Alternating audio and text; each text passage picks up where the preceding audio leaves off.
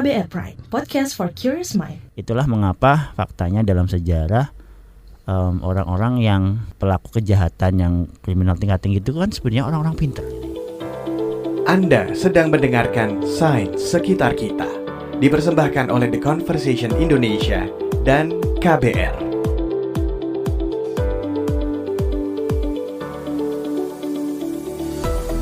Selamat datang di podcast Sains Sekitar Kita. Saya Naomi Liandra ditemani Lutfi Zulfikar dari The Conversation Indonesia. Podcast ini bisa didengarkan di KBR Prime, Spotify, juga platform mendengarkan podcast lainnya. Nah, episode kali ini yang pasti bikin penasaran dan juga gregetan. Apa itu, Lutfi? Halo Naomi. Hai. Pada episode kali ini kita akan berkelana ke dalam otak koruptor. Wow. Wah, korupsi ya. Ini memang masalah yang gawat banget sih di negeri ini. Kasusnya banyak, diangkat di media, diomongin di warung kopi, terus yang ditangkap juga banyak. Tapi ya tetap aja persoalan ini memang bisa dibilang sangat menggurita. Korupsi kecil-kecilan ada banyak banget kan ya di tengah kita juga. Dan jangan-jangan nih kita juga ikut ngelakuin tanpa kita sadarin. Dan kita bahkan juga nggak nganggap itu sebagai suatu korupsi, yang lebih parahnya seperti itu. Semacam dimaklumi gitu, padahal ya jangan dong ya. Jadi ya kenapa ya sebetulnya orang itu melakukan korupsi? Apakah ada yang salah dengan otak mereka sampai mereka itu melakukan korupsi? Ya inilah yang akan kita angkat di episode kali ini ya Naomi ya. Tapi sebelumnya aku mau tanya dulu ke Naomi. Kamu merasa pernah melakukan korupsi apa enggak? Kalau aku pernah sih melakukan korupsi kecil-kecilan itu, contohnya aja korupsi waktu. Kalau aku sih paling waktu misalnya SMP atau SMA, waktu ujian, terus bagi-bagi jawaban sama teman-teman. Wow, si baik hati. Iya, itu korupsi tapi menurutku bukan korupsi yang salah. Okay. Ya nggak tahu ding. Tapi kenapa sih sebetulnya kita tuh melakukan itu? Padahal kita udah tahu sebenarnya itu bagian dari korupsi gitu kan. Dan kita semestinya kan sepakat ya kalau korupsi itu nggak ada yang benar, alias korupsi itu jahat. Bisa dibilang kayak gitu sih. Kalau misalnya di Indonesia kita juga bisa lihat ke sistem pemerintahan, sistem politik kita kan memang didesain itu kayak banyak dalam tanda kutip kayak veto player gitu. Ada eksekutif, ada parlemen, pembagiannya pun banyak, ada sistem multipartai dan lain-lain. Dan justru padahal itu harusnya menawarkan banyak perspektif sebagai checks and balances, tapi justru di era sekarang tuh apalagi di Indonesia membuat banyak kebijakan jadi tersendat. Misalnya kayak kasus IKTP atau kasus Wisma Atlet, dan jadi atmosfer yang mudah banget untuk orang itu kayak jadi harus korupsi gara-gara itu, justru malah counterproduktif dari desain awalnya. Nah, riset dari tamu kita yang satu ini menemukan bahwa selain masalah sistemik, korupsi itu juga banyak dipicu oleh faktor budaya gitu. Berdasarkan eksperimen beliau, misalnya kalau orang Indonesia itu mau diajak curang atau korupsi, itu lebih sering kalau misalnya rame-rame, jadi dengan semangat gotong royong gitu. Sementara kalau misalnya katakanlah orang Amerika, motivasi utamanya itu adalah kompetisi, jadi curangnya sendiri-sendiri. Oh, iya sih benar juga ya. Biasanya kalau dulu itu misalnya pas lagi sekolah gitu kan, kayak waktu itu si Luffy bilang, contek-contekan tuh pasti kompak-kompakan dulu kan sama teman-temannya, nggak mungkin mereka itu sendiri-sendiri. Iya kan? Nah, di episode kali ini saya sempat ngobrol dengan peneliti yang tadi itu. Dia peneliti Indonesia, melakukan banyak penelitian tentang otak dan korupsi. Namanya adalah Dr. Galang Lutfianto.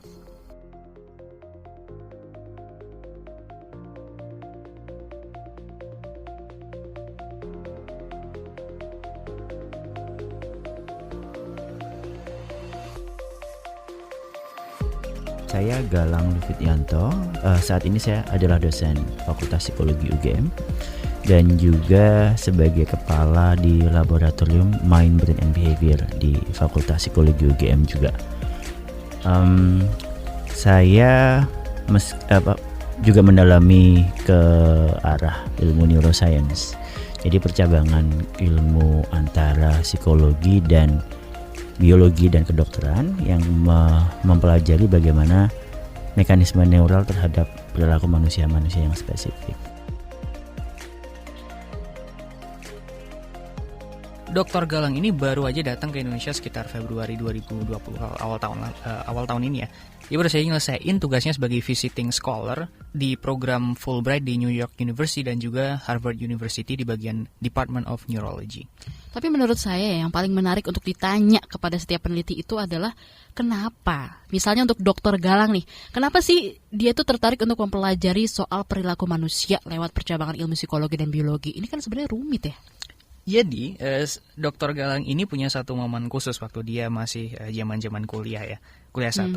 Ini kayak semacam aha momennya gitu. Aha moment ketika akhirnya memutuskan, oh I wanna learn about the human brain gitu.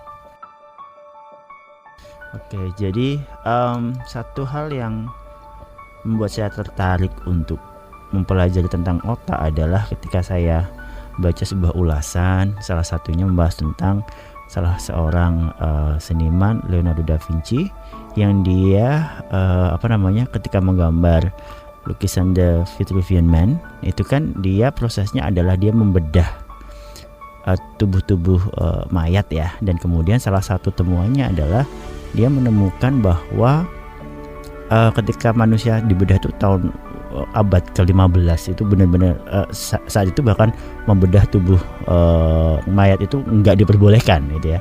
Dia menemukan bahwa ternyata saraf manusia itu semua berpusat pada satu organ yang hanya beratnya 3 pound, dan itu adalah otak. Nah, itu yang membuat kemudian saya merasa, loh, ternyata perilaku manusia yang sangat kompleks itu berpusat di otak. Udah gak sabar nih, jadi gimana sebetulnya isi otak para koruptor?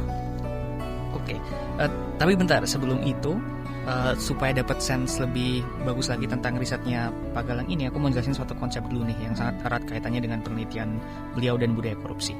Namanya adalah teori dimensi budaya atau cultural dimensions theory. Ini adalah teori yang pertama kali dicetuskan oleh psikolog sosial orang Belanda dan dulu orang IBM, namanya Gert Hofstede.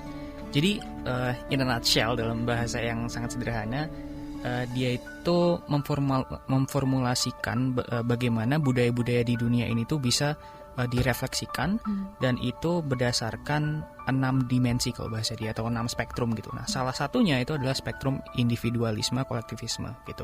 Jadi bayangin aja kayak skor dari 0 sampai 100 gitu ya.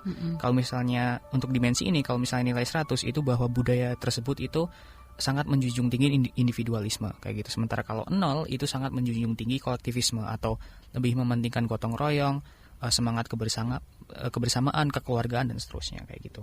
Oke, lalu dari soal budaya korupsi, kita mau tarik ke data yang ada soal korupsinya ini ya. Kan ada nih yang namanya Corruption Perception Index dari Transparency International. Nah, ini adalah indeks untuk ngelihat peringkat seberapa korupnya sektor publik suatu negara. Ini memang ranking yang sering kali dikutip untuk urusan korupsi ya. Dan kalau misalnya kita lihat rankingnya, itu kita bisa lihat ada pola kali ya, bahwa semakin tinggi nilai bebas korupsinya, itu semakin tinggi kecenderungan level individualismenya. Jadi misalnya nih, kalau misalnya kita lihat negara top 10 di papan atas indeks tersebut, yang artinya kayak persepsinya korupsinya paling rendah lah. 9 dari 10 di antara negara-negara itu punya nilai individualisme yang cukup tinggi, semuanya di atas 60 gitu. Sebagai bayangan, Indonesia sendiri skor individualismenya itu cuma 14 gitu. Okay. Nah, jadi bisa jadi ada dugaan bahwa masyarakat yang individualismenya rendah, atau dalam hal ini kolektivismenya tinggi, lebih rawan untuk melakukan korupsi di sektor publik secara ramai gitu. Sementara negara dengan individualisme tinggi itu mungkin pola korupsinya itu cuma pribadi atau istilahnya terlokalisasi gitu. Wah, cocok nih ya sama Indonesia. Tapi berangkat dari latar belakang itu sendiri, Dr. Galang ini kan ngelakuin riset ya untuk ngelihat gimana dimensi kultural ini bisa mempengaruhi motivasi atau ya pola korupsi. Nah, riset pertama dilakukan di Indonesia, terus yang kedua di Amerika Serikat. Ya, benar banget. Jadi in a nutshell, gini nih cara kerja eksperimen beliau gitu. Jadi misalnya beliau tuh mengumpulkan beberapa orang masuk ke dalam suatu lab gitu ya. Kemudian orang-orang itu istilahnya kayak dibagi menjadi ke dalam beberapa bilik gitu ya. Terus ke dalam masing-masing bilik itu partisipan itu harus roll dadu, yang mengkocok dadu. Habis itu nilainya diinput ke dalam komputer. Nah, setiap partisipan itu ketika input komputer hasilnya bisa live gitu, dilihat barengan di dalam suatu screen kayak gitu. Nah, settingnya tuh kurang lebih kayak gitu. Tapi yang membuat ini menarik ini adalah aturan mainnya. Jadi gimana dapat rewardnya, aturan main, kalau misalnya dadunya makin tinggi artinya apa, dan seterusnya. Beliau membagi eksperimen ini ke dalam 2 senario. Senario yang pertama itu adalah skenario kolaborasi. Jadi antara peserta eksperimen itu saling istilahnya CS-an gitu ya, untuk sama-sama dapat duit.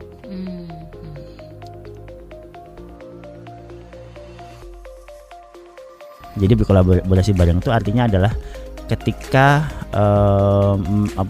mereka mengumpulkan uang yang tinggi, mereka akan dikasih, masing-masing akan dikasih reward. Itu adalah Termasuk penyusupnya tadi ya? penyusupnya, iya, Tapi duitnya dikembalikan. tapi duitnya dikembalikan. Jadi contoh misalkan partisipan itu ngaku angkanya dadunya 2, terus dia juga ngaku angka dadunya 2, masing-masing dapat $2. Jadi ada kesamaan, sehingga itu bekerjanya, kolaborasinya di situ. Apakah Anda mau untuk memanipulasi informasi hanya untuk menyamakan dengan si angka dadu si. Nah, yang kedua itu adalah skenario kompetisi. Artinya peserta eksperimen ini gede-gedean skor supaya bisa menang uangnya sendiri gitu. Jadi kayak winner takes all.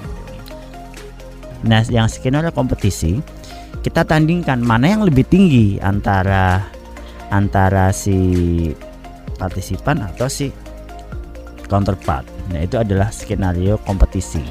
Nah, ternyata di Amerika itu kompetisi yang tadi tandingkan tuh maksudnya gimana? Jadi berapa skor yang dikumpulkan? Oh, jadi winner takes all berarti. The winner takes it all. Ya, benar. Yang paling tinggi hanya dia. Contoh misalkan yang paling tinggi adalah partisipan, ya duitnya diambil si partisipan. Maksudnya dua-duanya dapat. Jadi dia bisa menyesuaikan dengan oh ternyata loh, contoh misal loh panennya udah tinggi ya. Padahal misalkan dia kasih 6 gitu. Terus dia partisipannya lempar dadu cuma 2 nih. Oh, kalau 2 aku nggak menang nih, harus aku bilangnya 6. Wah, lucu juga eksperimennya. Terus itu gimana hasilnya? Apa bedanya respon partisipan yang di Indonesia sama yang di Amerika tuh gimana tuh? Nah, ternyata hasilnya adalah partisipan Indonesia itu lebih banyak curang waktu senario kolaborasi. Sementara partisipan Amerika cenderung lebih curang ketika senario kompetisi. Kalau dalam kata-katanya Dr. Galang seperti ini nih. Dan ini satu hal yang unik ditemukan di Indonesia, bahwa ternyata dari 2 jenis relasi sosial, yaitu kompetisi dan kolaborasi, ternyata hanya kolaborasi yang menyebabkan orang itu cheating di Indonesia. Karena mungkin itu berhubungan dengan nilai budaya Indonesia kan kolektivistik ya.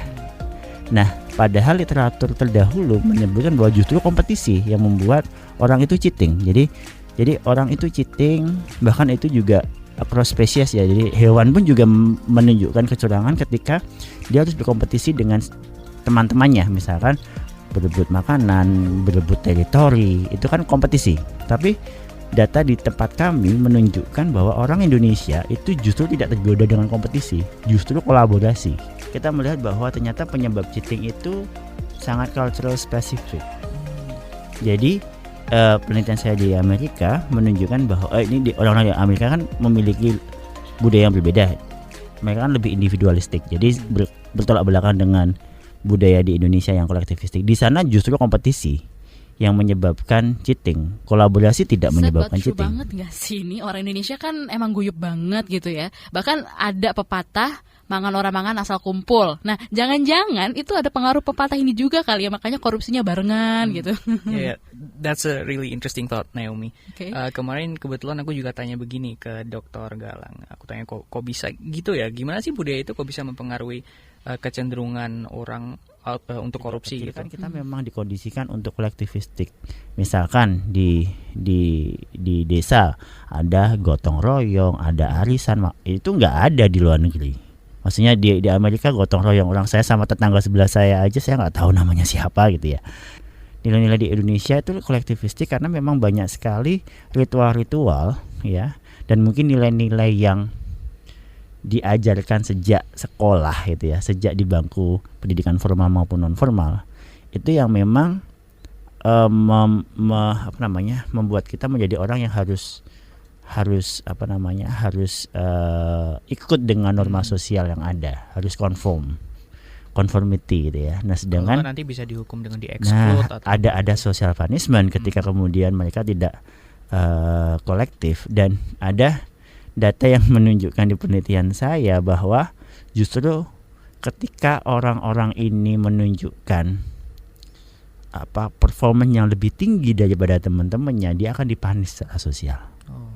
Jadi dan itu adalah satu hal yang kalau orang-orang misalnya orang itu lebih outstanding ketimbang orang lain, kalau di budaya individualistik itu nggak masalah.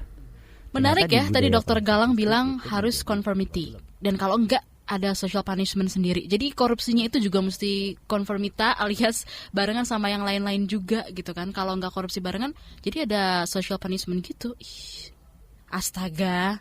Padahal kan ya kalau ada banyak orang yang korupsi berbarengan, berarti kan jadi sistemik tuh, yang artinya makin sulit diberantas. Mau speak up karena kata hati bicara lain, nanti malah dihukum sama yang lain juga. Riset dari Dr. Galang ini ternyata tidak hanya menyoroti satu hal tadi itu ya, kayak perbedaan kultural antara Indonesia dan Amerika juga, tapi beliau juga menyoroti soal bagian otak mana sih yang paling bertanggung jawab terhadap korupsi. Beliau juga tanya pertanyaan itu di eksperimen beliau.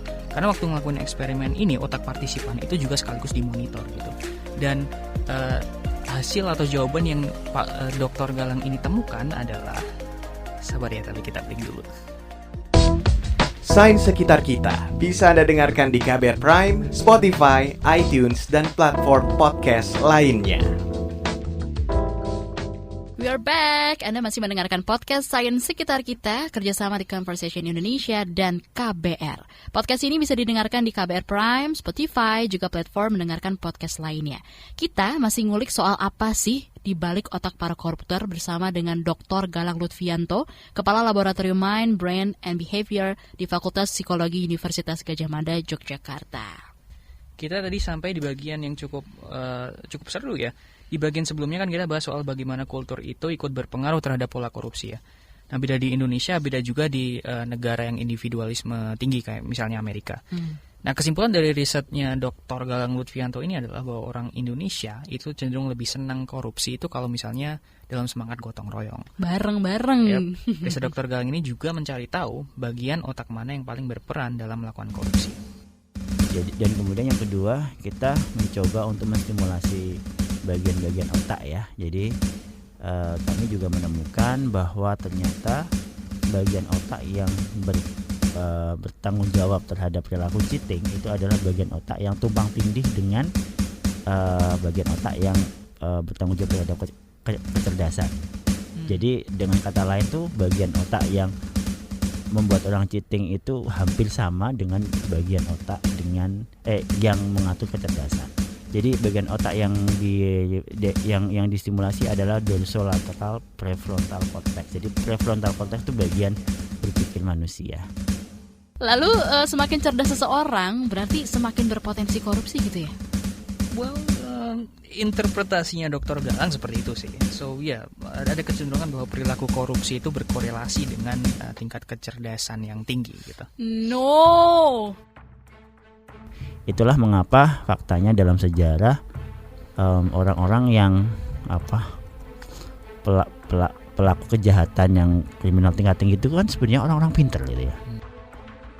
Kita kan tahu juga nih kalau ada otak kanan dan otak kiri ya. Otak kanan lebih banyak soal kreativitas, sementara otak kiri soal kecerdasan, systemic and logical thinking gitu. Nah, jadi kalau misalnya orang curang itu atau melakukan korupsi, berarti itu menurut Naomi termasuk kreativitas tinggi atau logical thinking yang tinggi ya? Logical tingkat tingginya yang pertama, yang kedua baru kreativitas.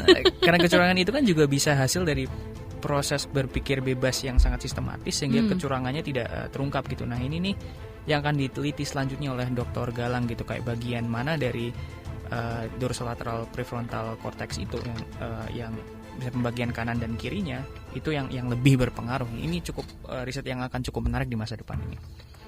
Nah, yang lumayan sering juga terjadi di Indonesia ini adalah orang itu kelihatannya religius ya, tapi ya korup gitu. Atau ditangkap KPK nih karena korupsi, besoknya tampil dengan tampilan yang religius. How come gitu loh? Ada nggak sih penjelasan dari Dr. Galang soal ini atau nggak ada penjelasannya gitu? Mungkin contoh di sini adalah yang sudah kami rancang adalah tadi. Jadi dia dipasangkan dengan counterpart yang cheating. Nah, tapi nanti kemudian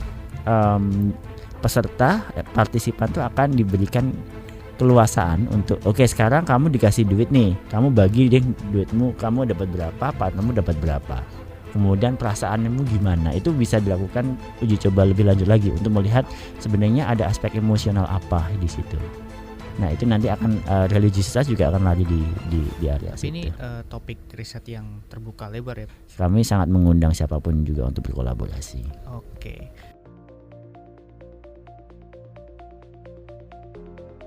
Sungguh ya, episode ini menegangkan banget. Jadi yang merasa lebih kuat otak kiri maupun otak kanan, waspada ya. Biarkan error detection di diri kamu itu bekerja. Jadi jangan sampai jadi koruptor. Oke, episode yang cukup menarik. Tapi di episode selanjutnya nih, untuk sneak peek ya, kita mau mengajak teman-teman semua untuk cari tahu, untuk belajar dari seorang peneliti tentang suatu metode kimia yang luar biasa powerful dalam mengolah polusi air limbah. Cool. Untuk masukan dan saran juga, kamu juga bisa kirim email ke podcast@kbrprime.id, dan podcast ini bisa didengarkan di KBR Prime, Spotify, juga platform mendengarkan podcast lainnya.